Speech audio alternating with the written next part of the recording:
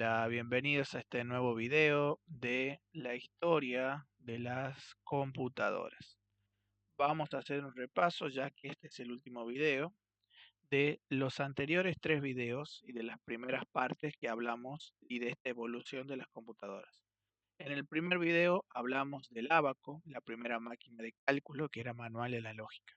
Pasamos a la pascalina, pasamos a la máquina de Leibniz. Después pasamos al telar de Jacquard, que empezaba a introducir lo que era el concepto de programa con las tarjetas.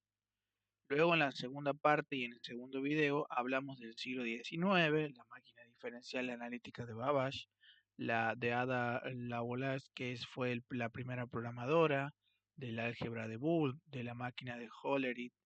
En el tercer video ya pasamos a lo que fueron las guerras, bien, el analizador de Bush, la máquina de Turing, la Segunda Guerra, la máquina ABC, computer, la máquina Bomb de Turing, la SAS-Z3, la Colossus, la Mark I de IBM y por último vamos a arrancar este video con las 5 generaciones que se está hablando también de las sextas generaciones, las máquinas cuánticas, que vamos a llegado al caso, de computadoras. Ya estamos parados después del periodo de la Segunda Guerra Mundial y vamos a ver que acá ocurren en poco tiempo muchos avances grandes.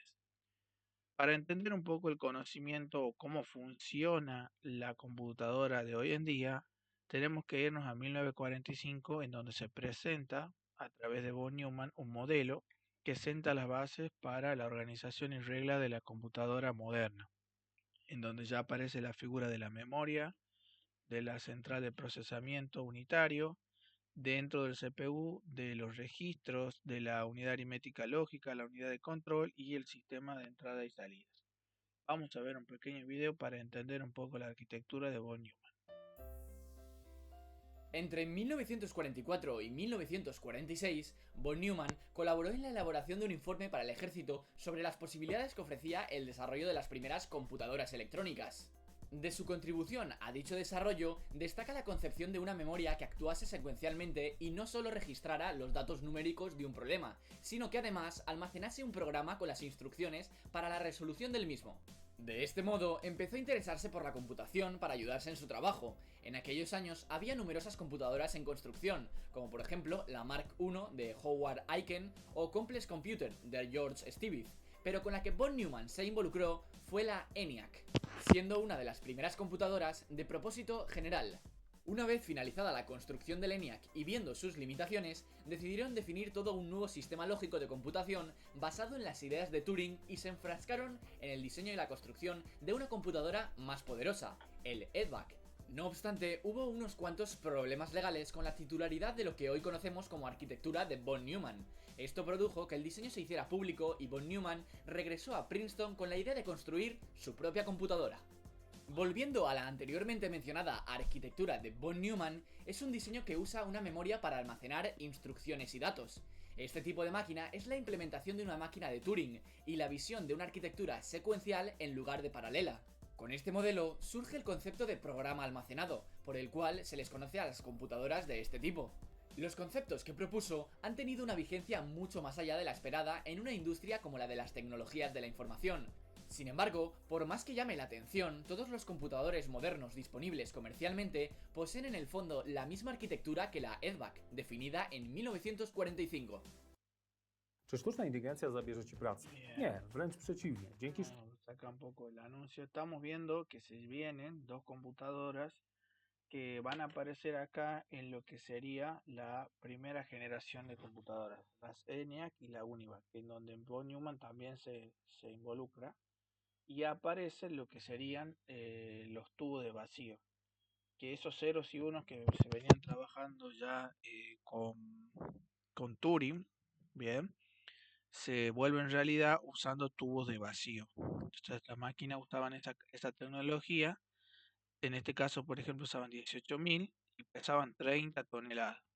Bien, para muchos de la primera computadora digital, o sea, los dígitos estaban incluidos ahí en esos tubos. lógicos, es decir, la organización que implementa la arquitectura. Mucho se ha adelantado en materia de los circuitos lógicos, es decir, la organización que implementa la arquitectura, pero casi nada en los principios de diseño que planteó von Neumann hace más de 60 años. La idea fundamental se apoya en el hecho de que una operación compleja normalmente se puede dividir en una secuencia ordenada de operaciones más simples. En otras palabras, lo que propuso fue construir una máquina capaz de ejecutar algoritmos en forma explícita. Para ello, introdujo el concepto de programa almacenado, es decir, una secuencia lógicamente ordenada de instrucciones, siendo las instrucciones operaciones básicas que implementa el hardware a través de sus circuitos lógicos. Dicha arquitectura tiene 3 bloques básicos. En primer lugar, tenemos la unidad central de proceso, también conocida como la CPU, que se encarga de ejecutar los programas. En segundo lugar, tenemos la memoria, que almacena el programa, es decir, el conjunto de instrucciones, y los datos, operadores y resultados de las propias ejecuciones de las instrucciones. Y en último lugar, tenemos la entrada y salida, que comunica el computador con el mundo exterior, permitiendo la interacción con los usuarios y otras máquinas. A continuación, vamos a hablar sobre los elementos básicos que componen esta arquitectura. En primer lugar, tenemos la unidad aritmético-lógica, también conocida como la ALU. Es el circuito lógico que implementa las operaciones de aritmética binaria, típicamente las operaciones básicas para representaciones binario y complemento a 2. Y por otro lado tenemos las operaciones lógicas, típicamente la AND, OR, SOR, NOT, bit a bit. La Del mismo álgebra de modo, Wood que también hemos es visto en habitual el que video implemente anterior. operaciones de desplazamiento y rotación de bits. En segundo lugar, tenemos la unidad de control. Este es el circuito secuencial que implementa el denominado ciclo de instrucción, permitiendo acceder a la siguiente instrucción de un programa, leer sus operandos, efectuar la operación indicada en la ALU y guardar el resultado de la misma. En siguiente lugar, tenemos el banco de registros, una serie de posiciones especiales de memoria ubicadas físicamente dentro de la propia CPU, que permiten el acceso a operandos y lugares de almacenamiento de resultados mucho más veloces que si estuvieran en el sistema de memoria normal. Contamos también con una memoria, para guardar información que es accesible a la CPU. La CPU puede leer y escribir datos en las diferentes posiciones de memoria que componen la memoria principal. Dicha memoria principal tiene menor capacidad que la memoria secundaria, sin embargo es mucho más rápida. Actualmente, la memoria principal se implementa mediante circuitos integrados y suele estar formada por 2 áreas diferenciadas. La memoria RAM se trata de un almacenamiento volátil, de manera que se pierde su contenido al cesar la alimentación, permitiendo tanto lectura como escritura. Por otro lado, la memoria ROM se trata de un almacenamiento persistente y solo permite la lectura de los datos que almacena. Finalmente, el último elemento básico es el bus de datos, dispositivo que funciona de transporte de información y conexión entre las distintas partes de un sistema informático, y se representa con las flechas bidireccionales. También cabría destacar que la separación de la memoria y la CPU acarreó un problema denominado cuello de botella de Neumann. Esto se debe a que la cantidad de datos que pasa entre estos dos elementos difiere mucho en tiempo con las velocidades de ellos, por lo cual la CPU puede permanecer ociosa. Este problema de rendimiento puede ser aliviado hasta cierto punto utilizando diversos mecanismos, ofreciendo la inclusión de una llamada memoria caché entre la CPU y la memoria, la llamada arquitectura Harvard modificada, utilizando algoritmos y la lógica de predictor de saltos, como por ejemplo el predictor de salto efectivo o no efectivo, o por otro lado el dinámico, que se basa en el histórico del programa. Otro mecanismo sería utilizar el denominado, como bien decía mi profesor, pipeline, que permite iniciar instrucciones antes de terminar el ciclo de instrucción de la anterior. Es decir, de esta forma existiría un trabajo en paralelo. Volviendo a dicha arquitectura, la función de una computadora es la ejecución de instrucciones. La CPU es quien se encarga de ejecutarlas a través de un ciclo, denominado ciclo de instrucciones. Las instrucciones consisten en secuencias de unos y ceros llamadas código máquina y no son legibles por las personas. Por ello se emplean lenguajes como el ensamblador, bajo nivel, o lenguajes de programación como Pascal, alto nivel, y son ejecutadas por la CPU a grandes velocidades. Al principio de cada ciclo, la CPU busca una instrucción en memoria. En la CPU hay un registro llamado contador de programa, PC, que tiene la dirección de la última instrucción leída. De esta manera, el computador puede saber cuál es la siguiente instrucción que debe ejecutar. A continuación, decodifica la instrucción mediante la unidad de control. Esta se encarga de coordinar el resto de componentes del ordenador para realizar una función determinada. Se ejecuta la instrucción en la forma de un código binario que especifica las acciones que tomará la CPU.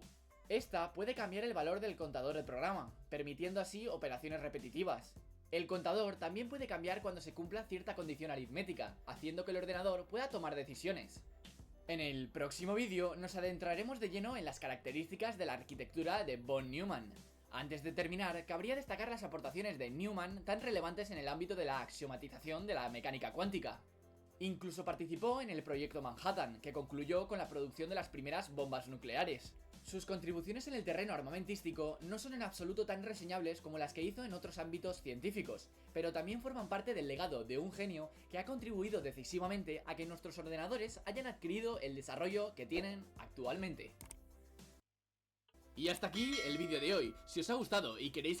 Bien, ahí tenemos un poco tenemos ahí un poco el resumen de lo que fue la arquitectura de von Neumann, que hasta el día de hoy se sigue usando. Y vamos a ver ahora la primera generación de tubos de vacío.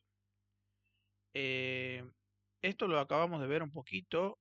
Ya empiezan las universidades y estos científicos a empezar a fabricar esto, en este tipo de computadoras, que podemos ver que son gigantes. Bien. Y esto da principio, después del 55, a la segunda generación donde aparecen los transitores. Los transitores, podemos acá un tubo vacío, que era lo que usaban las computadoras de la primera generación, empiezan a usarse transitores mucho más chiquitos, ¿bien? Y empiezan a aparecer los lenguajes de programación, primeramente Fortran para desarrollo científico y COBOL, ya para un poco más general, y de negocio. Además, hasta el día de hoy se sigue usando COBOL en lo que son las aplicaciones de banco. Y aparece la primera computadora gigante de IBM, bien, o sea, llamémosle más masiva que la anterior, eh, y un poco más chica, bien. Vamos allá en los 60, vamos a ver cómo funciona esta computadora, que se llaman mainframe. Like all computer components, is a mass of electronic circuitry. It deals with electric pulses representing Tenemos un video acá de propaganda. Vamos a esperar entonces. Vamos a saltar la propaganda y vamos a seguir con el video. zeros, and with electric pulses representing binary ones or zeros, and can add, subtract, divide, multiply, or make selections from any numbers. When the output is large, it can be on magnetic tape, or magnetic discs are very convenient. Son los discos. The main memory or store of a computer consists of a matrix Tenemos made la up of a memoria. million or more tiny ring magnets. Each one can be magnetized by an electric current passing through it. A punched card is one widely used type of input, though there are others. One or more holes in different positions on the card can represent any numeral, letter, or conventional sign. The cards can be fed into the computer extremely rapidly. The computer output can be by means of a printer, which converts all the binary information into words or figures. But computers do many important jobs that need little actual output. They control industrial processes, for example, and keep records. In such cases, they only report exceptional or unusual facts. A computer is a straightforward, everyday machine. The simple way of studying the principle of how it works is to reduce it to 5 basic functions. First, there is a means of input.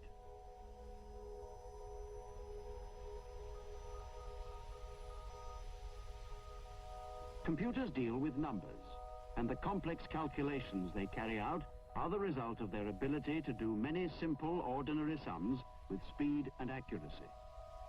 It seems extraordinary that with such a limited number of abilities, computers can do so much.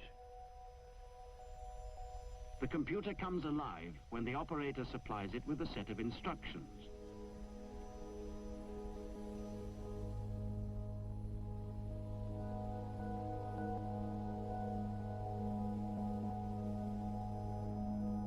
Entra por acá, se procesa y sale por la derecha.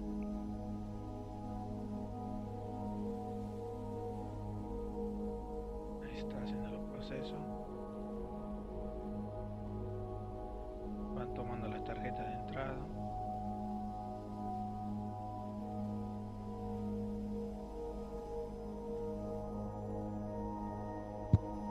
A major calculation might take an unaided man a year. A computer could do it in less than a second.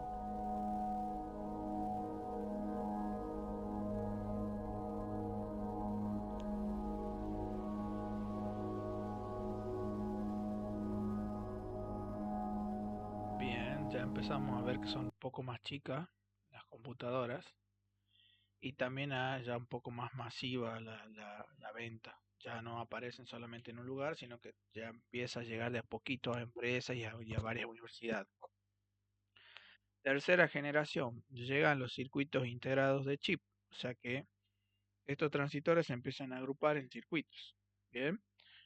Y se agrupan en un chip de silicio, que lo podemos ver acá, y empiezan a usarse monitores con teclados e interfaces básicas. Sigue IBM, bien, en este caso con la System 360, que la vamos a ver ahora, ya funcionando en un museo. Ya está todo un poco más integrado. Ahí estamos viendo la salida, que está procesando.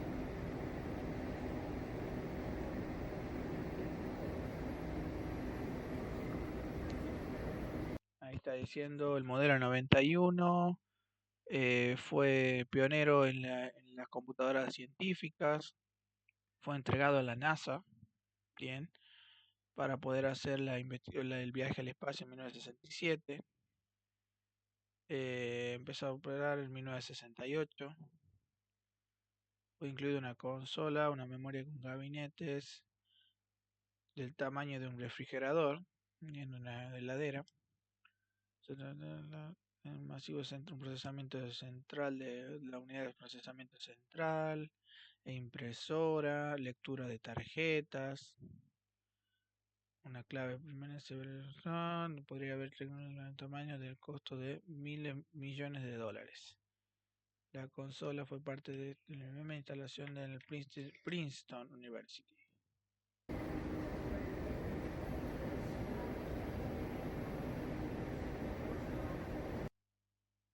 Otra publicidad más, la vamos a hacer sonido.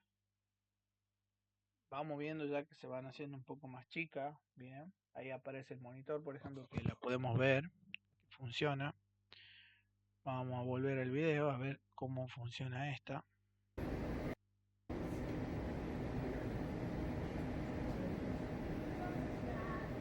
Tenemos diferentes indicadores.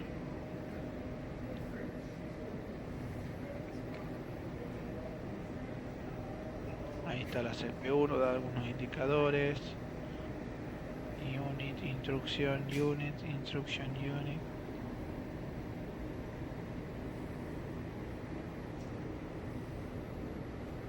Dirección.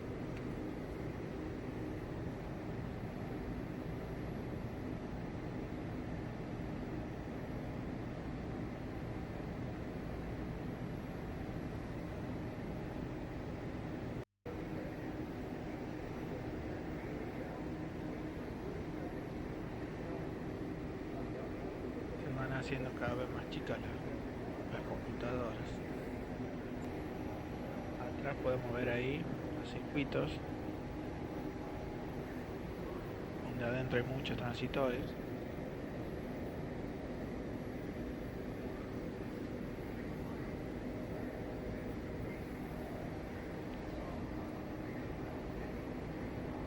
La refrigeración.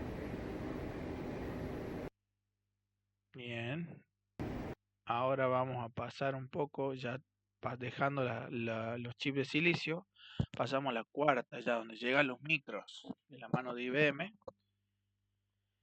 Llegan, por ejemplo, la Apple I, ya aparece la figura de Wozniak, ya aparece la figura de Steve Jobs, de Apple, y también la Altair 8800.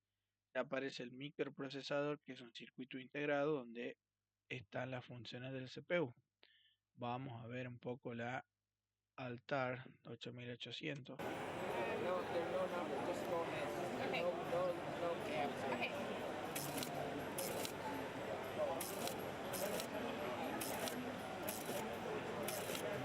chica. Did I do it? Yeah. Hit return.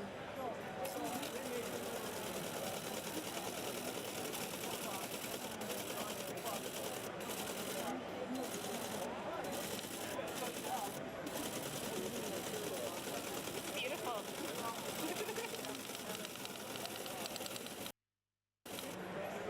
That's beautiful. Straight up.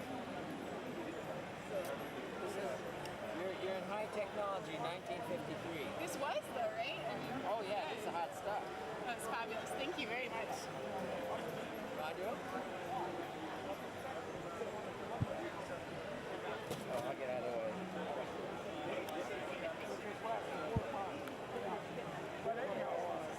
They also use that same processor for a number of different applications. One of the good things about it is it has a built-in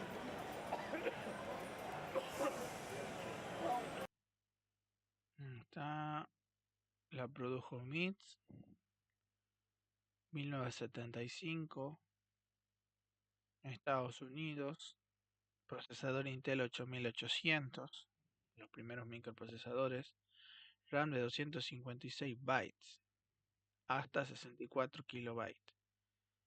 Operaciones iniciales, almacenamiento de 5.25 o 8 discos.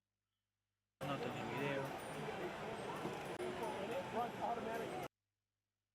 Bien, bus S100, opcional paralelo. Basic.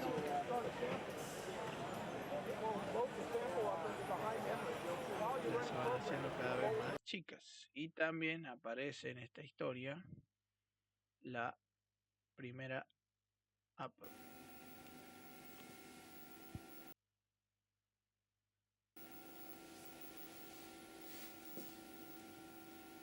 Ya los circuitos son mucho más chicos, la placa madre tiene transitores, los microchips que están ahí, mucha más chica que lo que se venía viendo hasta el momento. Conexiones de fuente ahí.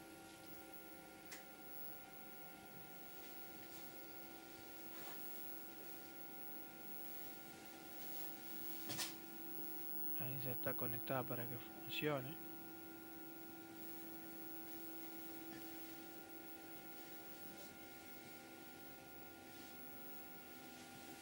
Ya empieza a aparecer los monitores. A ver, la enciende.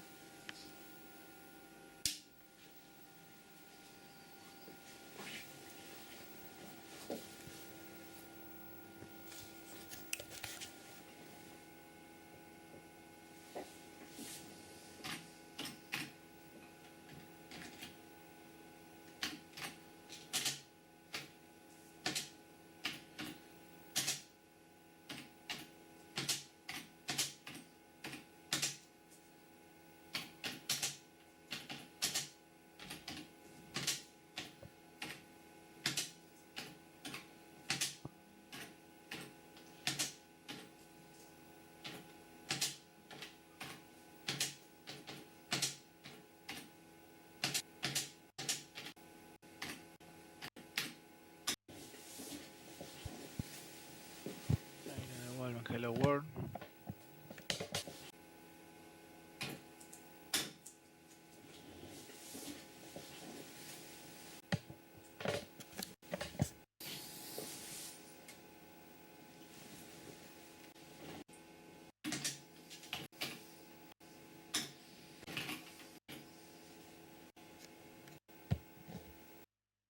Ya empiezan a llegar las primeras computadoras un poco más masivas, ya con esta cuarta generación, y pasamos a la quinta generación, que ya estamos actualmente, de la llegada de la inteligencia artificial y también las computadoras que se van haciendo de bolsillo, como lo son hoy en día las computadoras de celular que tenemos en el bolsillo, el smartphone.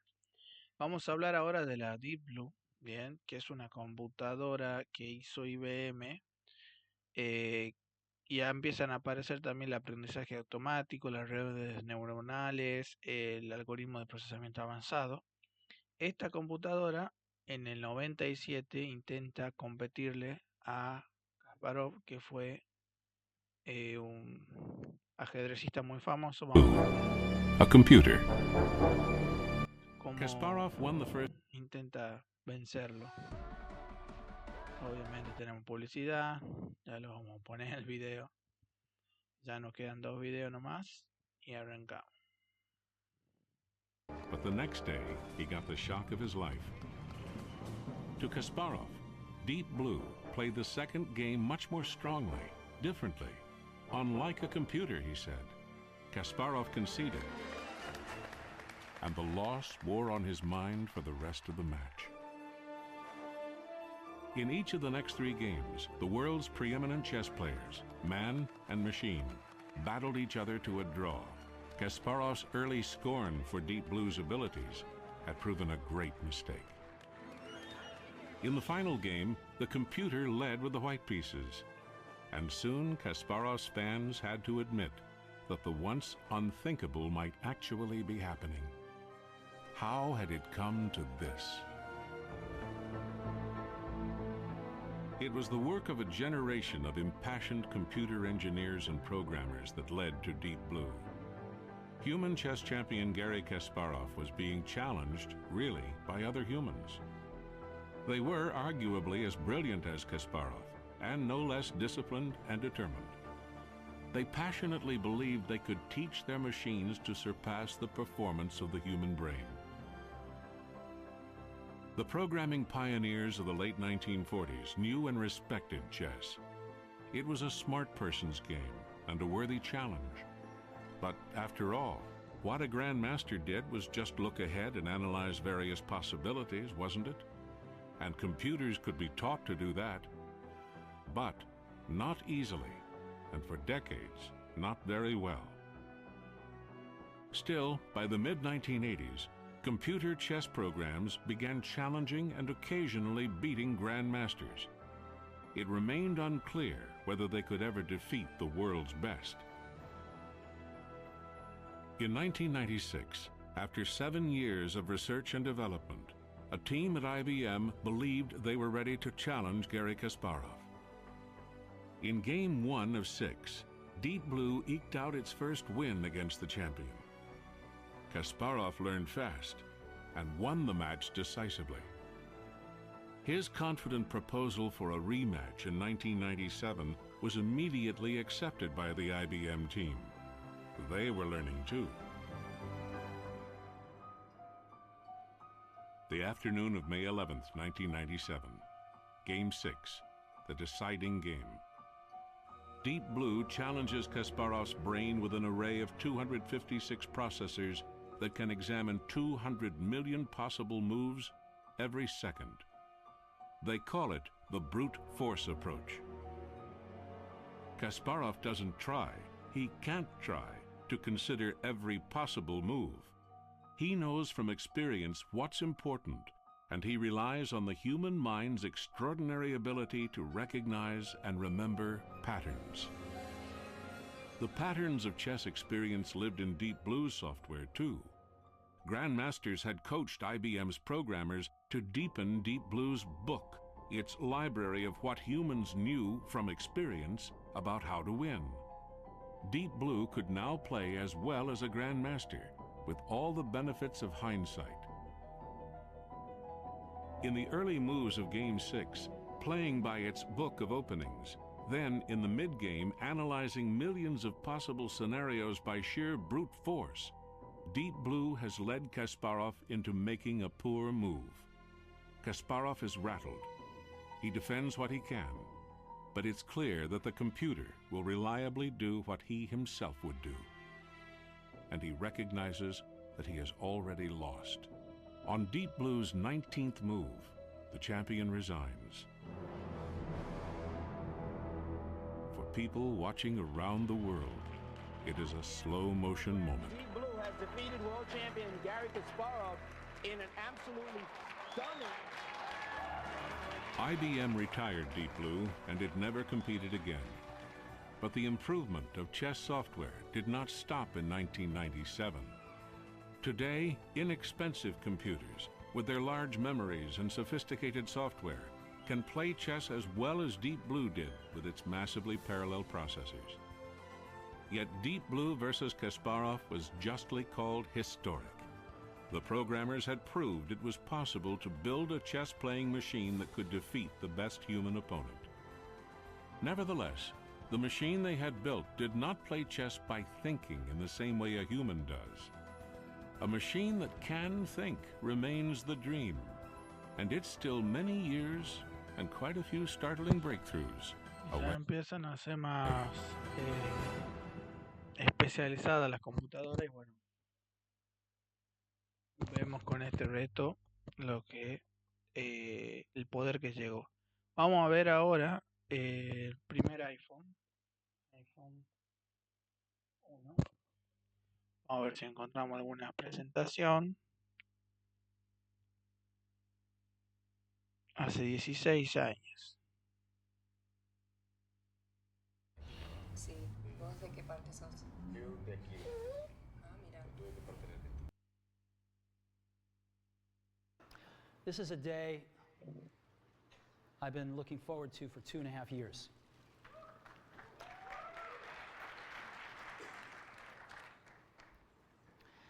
Every once in a while, a revolutionary product comes along that changes everything. And Apple has been, well, first of all, one's very fortunate if you get to work on just one of these in your career. Apple's been very fortunate. It's been able to introduce a few of these into the world. In 1984, we introduced the Macintosh. It didn't just change Apple, it changed the whole computer industry.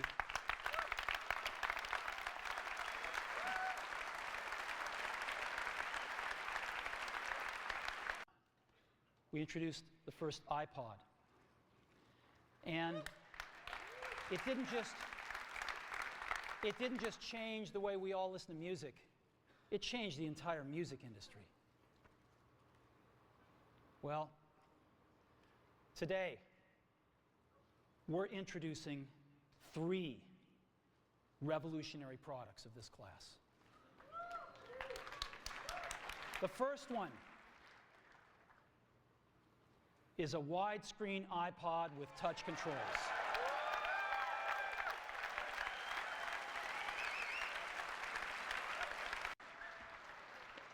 Is a revolutionary mobile phone.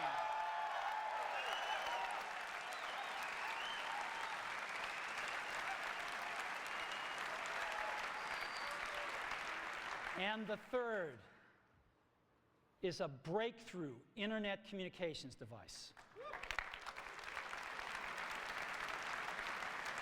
So, 3 things: a widescreen iPod with touch controls, a revolutionary mobile phone, and a breakthrough internet communications device.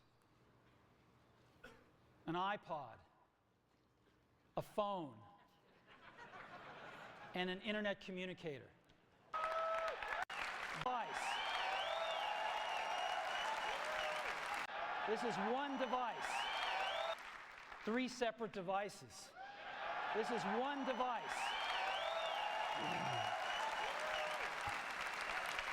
And we are calling it iPhone. Today, Apple is going to reinvent the phone. And here it is.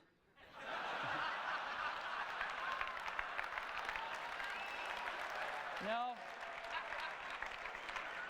Actually, here it is, but we're going to leave it there for now. So, before we get into it, let me talk about a category of things. The most advanced phones are called smartphones, so they say.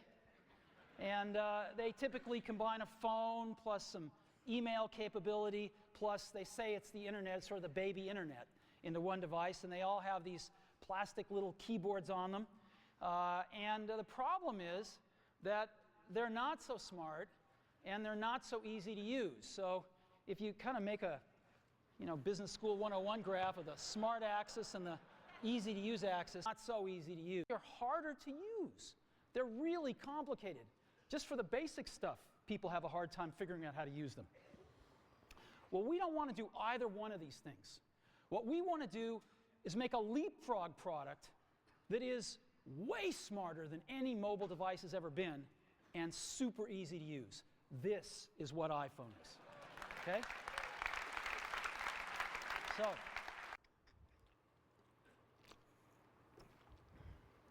with a revolutionary user interface is the result of years of research and development, and of course it's an interplay of hardware and software.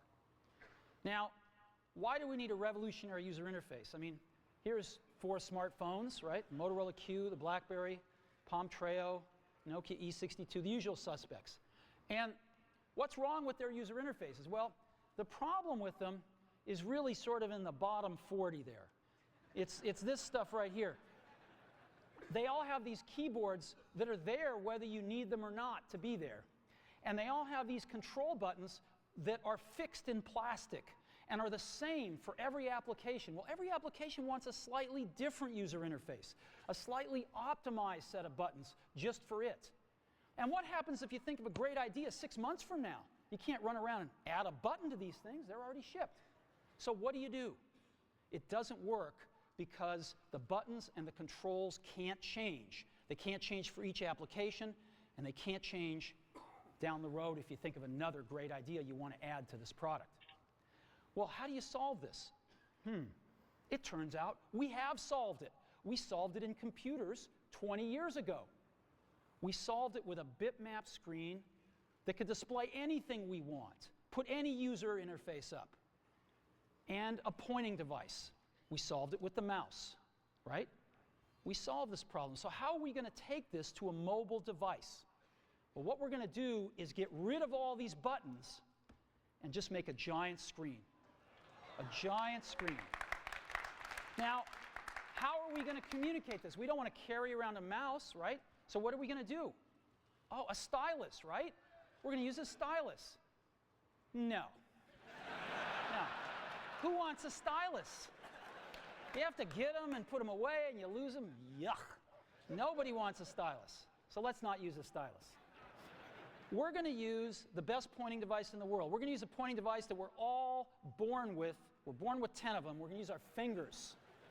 We're going to touch this with our fingers. And we have invented a new technology called multi-touch, which is phenomenal. It works like magic. You don't need a stylus. It's far more accurate than any touch display that's ever been shipped. It ignores unintended touches. It's super smart. You can do multi-finger gestures on it. And boy, have we patented it.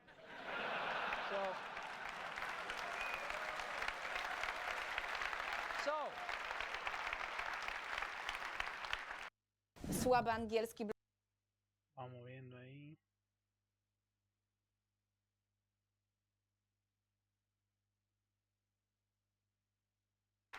We've been very lucky to have brought a few revolutionary user interfaces to the market in our time.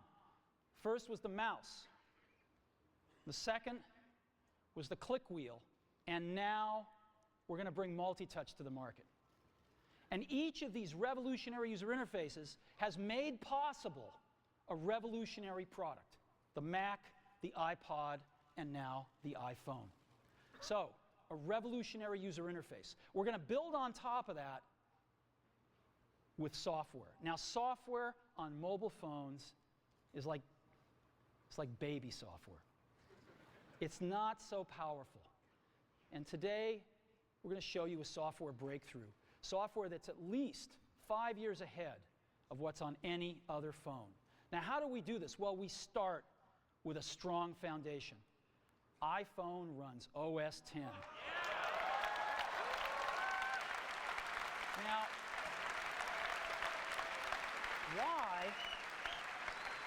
why would we want to run such a sophisticated operating system on a mobile device? Well, because it's got everything we need. It's got multitasking.